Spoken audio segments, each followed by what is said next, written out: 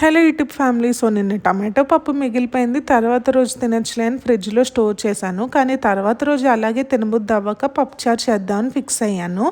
కానీ చేసినంతసేపు ఒకటే ఆలోచన, ఈ మధ్య అసలుకి ఫుడ్ పాయిజనింగ్ కేసులు ఎక్కువ అవుతున్నాయి కదా, ఇలా చేసుకుని తినడం ఎంతవరకు కరెక్ట్ అని. అయితే నా హస్బెండ్కి ఇదే మాట చెప్తే ఆయన అన్నారు, ఫ్రీక్వెంట్గా ఫ్రిడ్జ్ నుండి బయటకు తీసి రూమ్ టెంపరేచర్లోకి వచ్చి మళ్ళీ ఫ్రిడ్జ్లో పెట్టి అలా చేస్తూ ఉంటే ఫుడ్ పాయిజనింగ్ అయ్యే ఛాన్సెస్ ఉన్నాయి. అండ్ ఆల్సో మరీ ఎక్కువ రోజులు ఉంచినవి నాన్ వెజ్ కర్రీస్ అవి తింటే అలా అవుతుంది. దీనికేమీ కాదు, ప్రశాంతంగా తిను అన్నారు. సో మీరు కూడా ఎప్పటికప్పుడు ఫుడ్ ఫినిష్ చేసేయడానికి ట్రై చేయండి. ఇంట్లో ఫుడ్డే కాదు, బయట తెచ్చుకున్న ఫుడ్ కూడా చూసుకొని తినండి. వీడియో నచ్చితే లైక్ చేసి సబ్స్క్రైబ్ చేసుకోండి. Bye bye, take care, see in the next video. అన్నట్టు మర్చిపోయాను, ఫుడ్ మిగిలిపోయింది ఫ్రిడ్జ్లో పెట్టినా సరే చిన్నపిల్లలకి మాత్రం అస్సలు పెట్టకండి.